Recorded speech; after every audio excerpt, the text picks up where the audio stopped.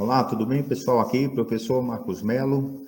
Hoje nós vamos dar um passeio aí na história da música brasileira nos anos 30 e nós vamos falar principalmente de dois personagens.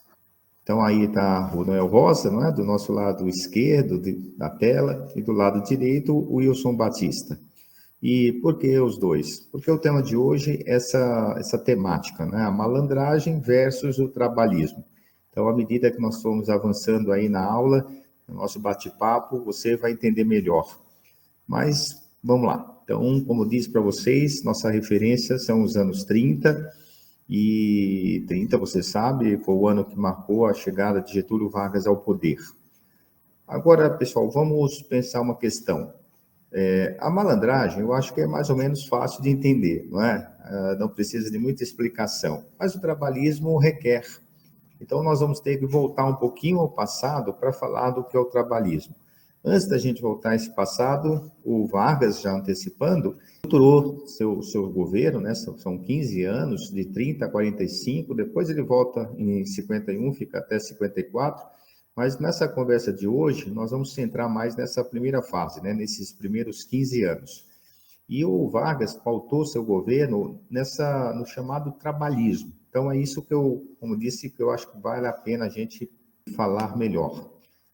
Olha, gente, o trabalhismo, grosseiramente falando, foi a antecipação do governo, no caso do Getúlio Vargas, às reivindicações trabalhistas. Então, o que quer dizer isso? Bom, vamos ter, como disse, que voltar um pouquinho atrás. Eu queria mostrar para vocês aqui uma imagem que foi de uma greve geral que aconteceu em São Paulo em 1917. O que esses trabalhadores reivindicavam?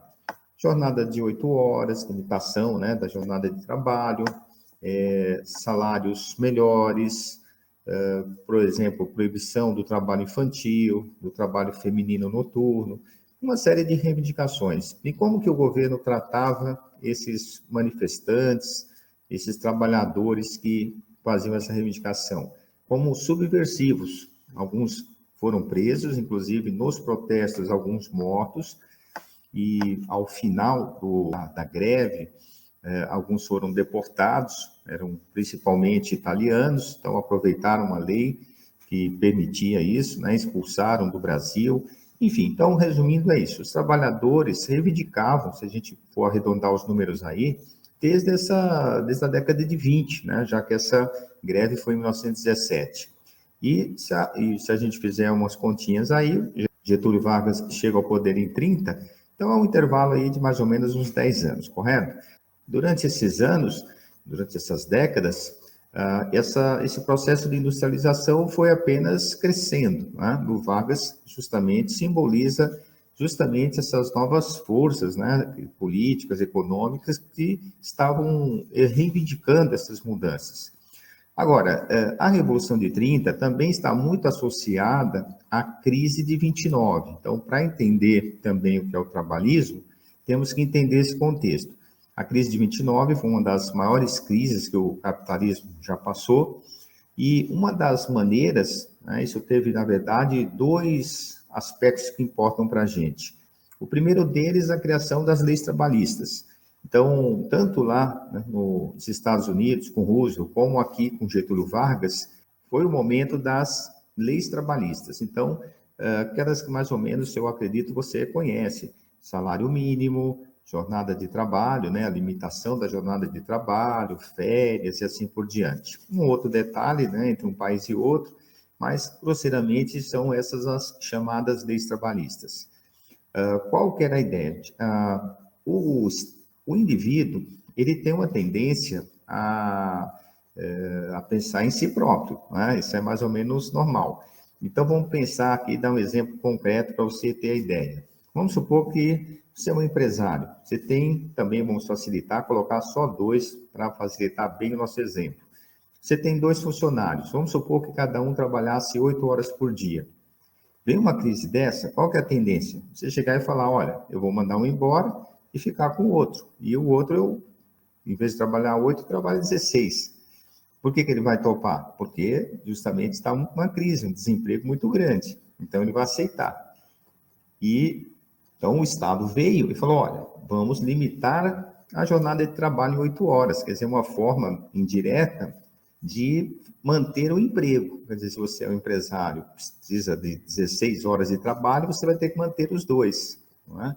Outra forma também que, como eu disse, pensando individualmente, o empresário pode pensar, é reduzir o salário.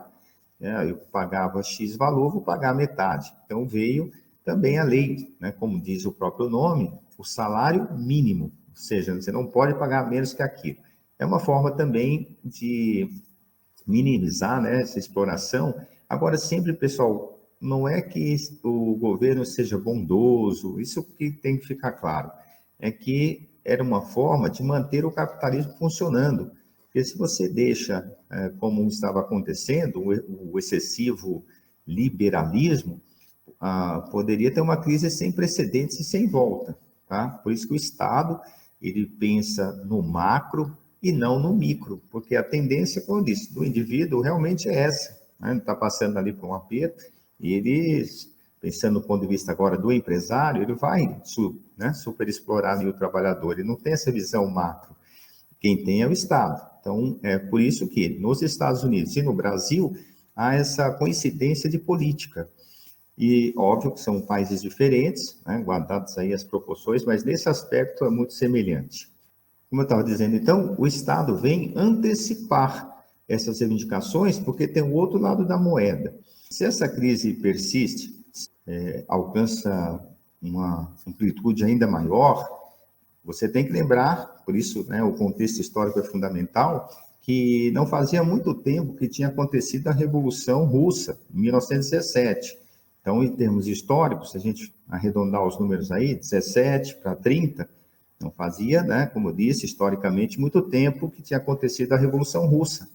Então, agora vamos pensar do lado do trabalhador. Eu estou desempregado, estou passando necessidade. Eu vou tentar o outro lado, né? Ou seja, vou tentar o socialismo. Então, por isso que essa década foi marcada por uma polarização política muito grande. Ou seja, você tinha o fascismo de um lado, vou até mostrar aqui para vocês algumas imagens também que vão ajudar a gente a pensar nisso. Surgiu aqui no Brasil o integralismo, com Plínio, né, Salgado, era o principal líder. Você pode ver aí pelas imagens que até era uma espécie de uma cópia, né, uma tentativa de imitar o modelo do nazifascismo europeu, uma política de um Estado forte, nacionalista. Em momentos de crise, apelar-se para esse tipo de política. Era um momento de muita radicalização. Aqui no Brasil, por exemplo, teve a intentona comunista, foi em 1935. O Estado precisava arrumar uma forma de minimizar a crise para que não acontecesse o pior, as chamadas duas extremas, não é? A extrema-direita ou a extrema-esquerda. Então, é nesse contexto que surge o trabalhismo. Agora, eu acho que ficou mais claro para vocês. Então, o trabalhismo, como eu estava dizendo no início, é uma política do marcante, né, do Getúlio Vargas, que procurava, como eu estava dizendo, justamente antecipar essas reivindicações, antecipar talvez o pior, como eu disse, um aprofundamento da crise, e manter o capitalismo funcionando dessa forma. Voltando aqui ao ambiente do samba, né? Você sabe que o samba surgiu dos estratos mais populares da população e havia uma tendência, talvez até hoje, de uma certa exaltação da malandragem, né? Então, por exemplo, os dois que eu peguei para a gente pensar hoje, essa música aí do Wilson Batista, chama-se Lenço no Pescoço. Vamos ler um trechinho dela, olha. Meu chapéu de lado, tamanco arrastando, lenço no pescoço, navalha no bolso, eu passo gingando, provoco e desafio, eu tenho orgulho em ser vadio. Veja, coloquei até em negrito aí essa frase, né? Eu tenho orgulho em ser vadio. E continua lá. O refrão, né? Meu chapéu de lado, tamanco arrastando, sei que eles falam desse meu proceder. Eu vejo quem trabalha andar no miserê. Aí o miserê é uma gíria, né, da época, que era miséria, né, referente à miséria. Eu sou vadio, sempre tive inclinação. Bom, gente, então vocês estão vendo um exemplo dessa exaltação da malandragem. Um outro exemplo, que é o Noé Rosa, são os cantores, né, de grande sucesso da época, Eu também selecionei essa canção. Olha só o que diz o Noel. Seu garçom, faz o favor de trazer depressa uma boa média que não seja requentada, um pão bem quente com manteiga à beça, um guardanapo, um copo d'água bem gelada. Feche a porta da direita com muito cuidado, que não estou disposto a ficar exposto ao sol, para perguntar ao freguês do lado qual foi o resultado do futebol. Se você ficar limpando a mesa, não me levanto nem pago a despesa. A música segue, mas esse trecho já é bem significativo para a nossa discussão. Vocês estão vendo aí o cara folgadão, não é? Que chega num bar, faz uma série de exigências. Enfim, então, gente, como eu disse, esses dois exemplos, do Wilson Batista e do Noel Rosa, nos exemplificam a questão da malandragem, a exaltação da malandragem. Não sei se vocês já perceberam, eu acho que sim, onde eu quero chegar. Quer dizer, como que a política do trabalhismo do Vargas vai lidar, né, com essa questão? Então, é aí que entra a nossa análise do contexto histórico. Toda aquela polarização política que eu estava falando entre a esquerda e a direita favoreceu o Vargas a criar um clima de medo, de insegurança, e ele instaurou o Estado Novo. E o Estado Novo foi instaurado em 1937, ou seja, 7 anos depois dele ter assumido, de uma Constituição que, por exemplo, deu direitos de voto à mulher, as garantias, só que foi muito curta, né, pessoal? Porque em 34 ficou pronta a Constituição e em 37 houve a instauração do Estado Novo. Então, o Vargas, que já estava no poder, acentuou, e eu imagino que não fica muito difícil, você sabe, uma ditadura vai cercear as liberdades, extinguir os partidos, pessoas serão presas. E o que nos interessa, em especial, é a ação do Departamento de Imprensa e Propaganda. Eu selecionei essa imagem, vou até aumentar aqui um pouquinho para você visualizar. O Vargas aproveitava, então, as datas importantes, como, por exemplo, 1º de maio, já que, como nós estamos falando, que a sua política foi sustentada no chamado trabalhismo, ele cria essa figura do pai dos pobres. Então, juntando o que nós estamos nos comentando, veja como é diferente. Não foi a ideia, né, que é vendida é essa. Não foram os trabalhadores que conquistaram esses direitos. Foi o Estado, ou seja, no caso Vargas, eu que concedi, eu sou generoso. Então, no caso do Brasil, isso foi até facilitado, porque nós tínhamos uma classe operária muito ainda incipiente, geralmente eram pessoas que vinham das regiões, né, das regiões rurais, então eles não eram muito politizados, então eles viam, né, na imagem do Vargas, e como eu disse, o Departamento de Imprensa e Propaganda se encarrega de criar essa imagem. Por exemplo, esse caso aqui, não sei se dá para vocês perceberem, ao fundo é um estádio de futebol. Então, geralmente, o Vargas fazia um jogo de 2 times com bastante prestígio para, né, encher. E aí, antes da partida, vocês estão vendo aí os estudantes, né, algumas estudantes e alguns operários carregando a imagem, certo? Aquela ideia do líder. E numa aula aí sobre o populismo, nós vamos voltar a falar. Aproveitando, gente, a oportunidade, hoje eu estou enfatizando mais a malandragem, se contrapondo ao trabalhismo, mas nós vamos falar do Vargas também por meio da Carmen Miranda. E aí nós vamos discutir alguns aspectos que, por exemplo, não foi discutido nesse nosso papo de hoje, nessa nossa conversa. Tudo bem? Então, o Departamento de Imprensa e Propaganda se encarregou, como eu disse, de também fazer uma censura. Então, aquela música que, como eu estava dizendo, exaltava a malandragem, não podia mais ser divulgada, né, ser vinculada.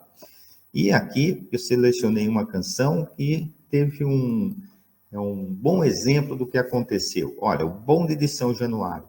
Para quem não sabe, São Januário era o estádio, né, onde até hoje o estádio do Vasco da Gama, e era onde o Vargas fazia os seus discursos, porque não havia naquela época ainda, né, não tinha sido construído o Maracanã.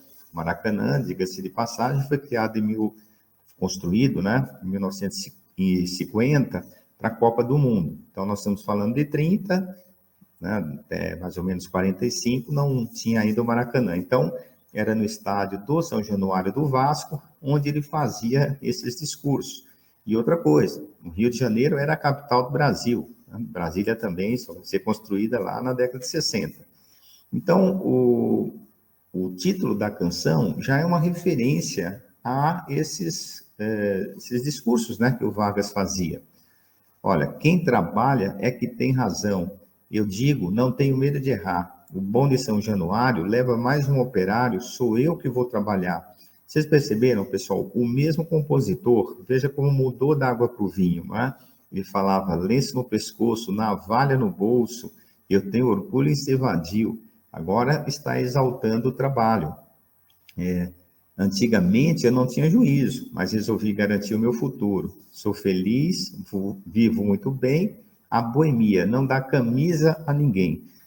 Então, olha, gente, veja, eu escolhi essas duas canções, como eu disse, uma é meio que oposta da outra, para você perceber justamente a origem aí da nossa conversa de hoje. A malandragem se contrapondo ao trabalhismo.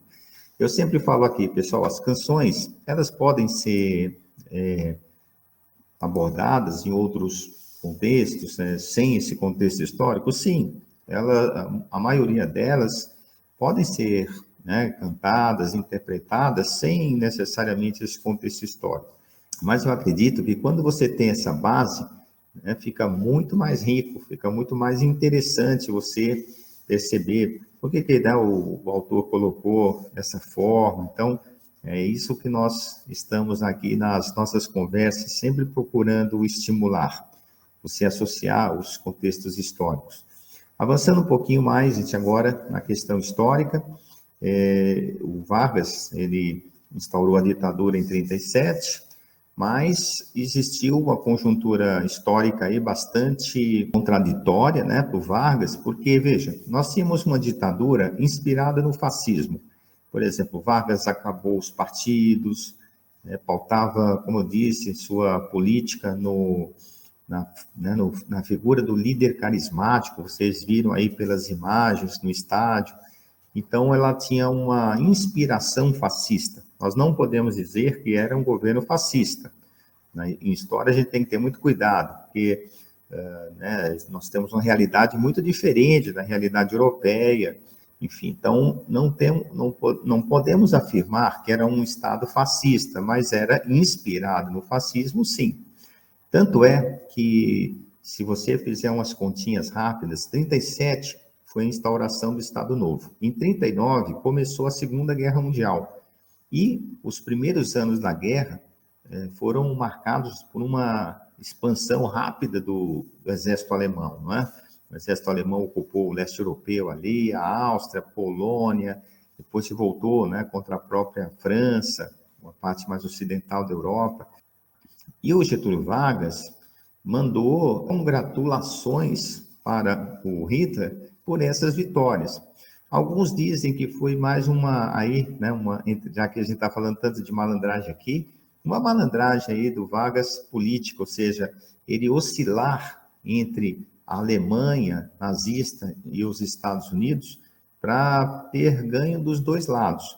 Só para dar um exemplo aqui para vocês, a Companhia Siderúrgica Nacional foi o grande símbolo desse período, né, a construção que era justamente uma siderúrgica, a indústria do aço, que na época era aquela mais, né, importante, aquela que consolidava realmente a industrialização de um país. O Getúlio chegou a receber alguns técnicos alemães. E aí, óbvio que os Estados Unidos não queria que o Brasil entrasse na guerra ao lado da Alemanha. Afinal de contas, o Brasil é um país de grande dimensão, com certeza arrastaria grande parte, né, da América Latina, e só o Brasil mesmo, um país com um grande potencial de matéria-prima, e num conflito mundial, era fundamental ter aliança com o Brasil. O presidente Roosevelt também governou os Estados Unidos entre 30 e 45. Ele veio a falecer durante, né, estava perto de acabar a Segunda Guerra, e o Roosevelt faleceu. E o Roosevelt foi eleito, né, foi um fato inédito na história dos Estados Unidos, na época não tinha limites para reeleição, e ele ganhou eleições sucessivas, por isso que ficou, né, esse intervalo de tempo aí, que, como eu disse, compreende mais ou menos ali, ele assumiu em 32, né, o primeiro mandato, e, como eu disse, faleceu em 45. O Getúlio chega aqui no poder no Brasil em 30, por meio de uma revolução, e depois é forçado a renunciar, né, em 45. Quer dizer, nós tínhamos um governo, então, de inspiração fascista. O governo, então, americano fazia muita pressão para que o Brasil entrasse na guerra ao lado dele, Estados Unidos, né, dos aliados, e não da Alemanha.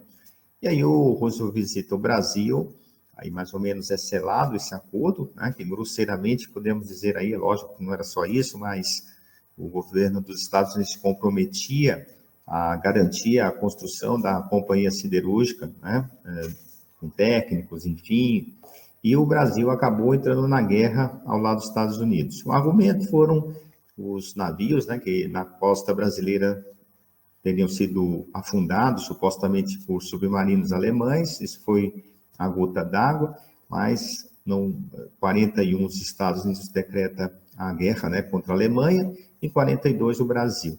E aí, como eu disse, criou-se essa situação aí bastante delicada, né, para o governo, que tinha uma inspiração fascista, mas lutava contra o nazifascismo, e tudo isso levou ao fim do governo Vargas. Como eu disse, nós temos a aula sobre a Carmen Miranda, onde nós vamos abordar mais esse aspecto aí da participação do Brasil na guerra. Nós vamos falar um pouquinho também sobre a questão do nacionalismo, né, que marcou aí o nazifascismo e o próprio governo do Vargas. Então, nós teremos oportunidade aí de continuar esse papo. E, pessoal, para a gente, mais ou menos, já estamos caminhando aí para finalizar, eu queria voltar à canção Bonde de São Januário para alguns esclarecimentos. Dizem que a letra original seria Bonde de São Januário, leva mais um só solitário, sou eu que vou trabalhar. Ou seja, teria uma conotação negativa. Isso aqui quem fala, na verdade, essa referência é do Mário Lago, que também era um compositor, né, foi ator, só que a versão ela não é confirmada pelos autores, inclusive também dá crédito, eu falei do Wilson Batista, mas também Ataúfo Alves é compositor também dessa canção. Então a gente não pode deixar de mencionar todos os criadores da canção, né? Tem que ter esse cuidado aí. E como eu tinha prometido para vocês, sobrou aqui um tempo para falar daquela polêmica que eu comentei sobre o Wilson Batista e o Noel Rosa. Para vocês terem uma ideia, deu origem a 9 sambas. Então, o Noel Rosa fazia e o Wilson, né, respondia, e assim foi, até finalizar uma parceria. Então, vamos lá. A primeira delas é uma resposta àquela lenço no pescoço, né? Então, o Noel Rosa compôs: deixa de arrastar o teu tamanco, pois tamanco nunca foi sandália, e tira do pescoço o lenço branco. Compra sapato e gravata, joga fora essa navalha que te atrapalha. Com um chapéu do lado, este rata da polícia, quero ver se escapes. Fazendo um samba-canção, já te dei papel e lápis. Arranja um amor e um violão. Malandro é palavra derrotista, que só serve para tirar todo o valor do sambista. Proponho ao povo civilizado não te chamar de malandro, e sim de rapaz folgado. E aí, o Wilson Batista, como eu estava dizendo, fez, então, a réplica, né? Vamos dizer assim.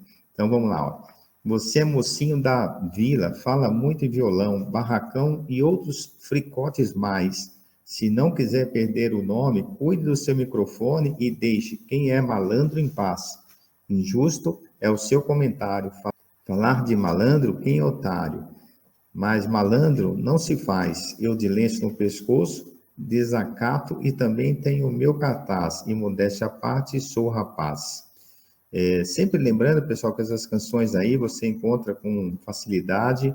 Seria interessante você ver. Inclusive, existem alguns vídeos que que o pessoal faz em show. Então, você, além de contar um pouquinho a história, você também pode ouvir as canções, legal? Mas, como eu disse, hoje né, é muito fácil aí você achar todas elas se você desejar.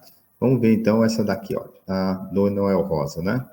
Quem nasce lá na vila nem sequer vacila ao abraçar o samba, que faz dançar os galhos do arvoredo. Essa letra, gente, é um pouquinho mais longa, eu vou ler só alguns trechos, beleza? Eu sou da vila, a zona mais tranquila é a nossa vila, o berço dos folgados, não há um cadeado no portão, pois lá na vila não há ladrão. A vila tem um feitiço sem farofa, sem veia e sem vintém. Tendo o nome de princesa, transformou o samba num feitiço decente que prende a gente.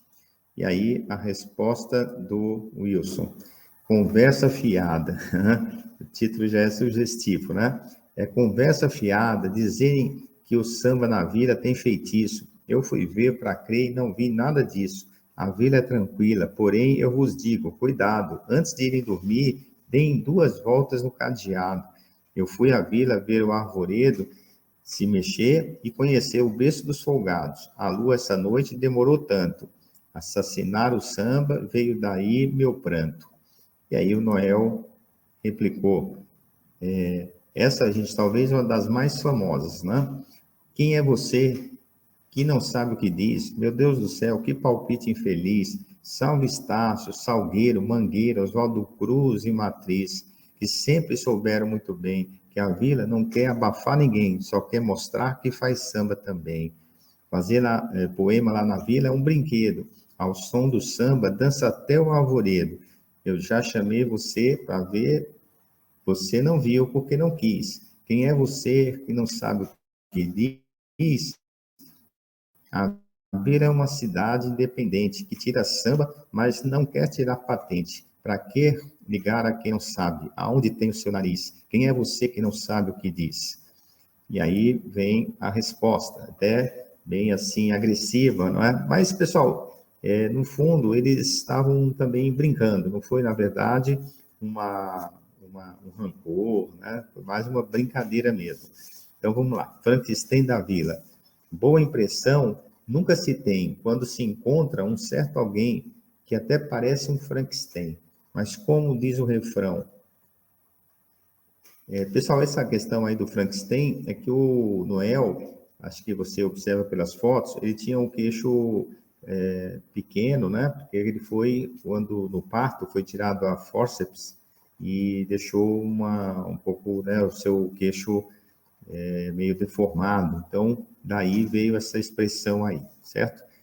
Então, continuando, ele fala assim: entre os feios, és o primeiro da fila. Todos reconhecem lá na vila. Essa indireta é contigo. Depois, não vá dizer que eu não sei o que digo. Eu sou teu amigo. E aí, finalizando, essa daqui, gente, vamos dizer assim, essa canção aqui, gente, vai dar origem uma parceria entre os dois, porque o Noel gostou da música, óbvio que não gostou da letra, né? Mas gostou da música e eles fizeram uma outra canção, aí uma parceria que eu comentei no começo, mas com a mesma melodia, mas uma outra letra. Então, a música do Wilson, original, seria Terra de Cego, né? Perde a mania de bamba, todos sabem qual é o teu diploma no samba. És o abafa da vila, eu bem sei, mas na terra de cego, quem tem um olho é rei. Para não terminar a discussão, não deves apelar para o barulho na mão. Em versos podes bem desabafar, pois não fica bonito um bacharel brigar. O Noel Rosa tinha uma formação, ele chegou a fazer alguns anos, né, da escola de medicina, mas abandonou, obviamente, né, acabou dando preferência aí à boemia, ao samba. E aí, vamos então à última canção. Como eu disse, a letra do Noel e a música do Wilson Batista, né? Deixa de ser convencida. Todos sabem qual é o teu velho modo de vida. És uma perfeita artista, eu bem sei. Também fui do trapézio. até salto mortal no arame eu já dei, e no picadeiro desta vida serei o domador. Serás a fera abatida. Conheço muito bem a acrobacia, por isso não faço fé em amor de parceria, muita medalha eu ganhei. Então, aí, para a gente finalizar, eu tinha prometido para vocês aí, né, um pouquinho da história dos dois. E aí é isso, pessoal. Eu encontro vocês aí nas próximas aulas. A ideia aí é uma história sem fim, né? Cada ano que passa surgem novos artistas. Estamos em 2022 no vídeo de hoje. E essa história, como eu disse, não tem fim. Então é isso. Se você gostou, chegou até aqui, você deixa o seu like aí, compartilha com os amigos, convida as pessoas e faça sugestões também para novos temas, tá bom? Então é isso, até a próxima.